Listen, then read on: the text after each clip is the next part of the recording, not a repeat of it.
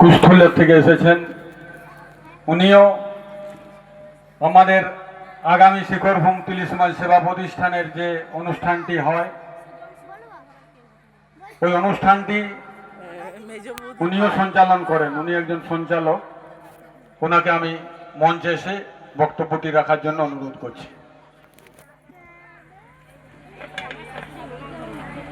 নমস্কার। এসেছে সেই দিন, ভরেছে মন, হৃদয়ে লেগেছে দলা। সালুকা গ্রামে মহাসমারোহে আনন্দেরই আজ মেলা।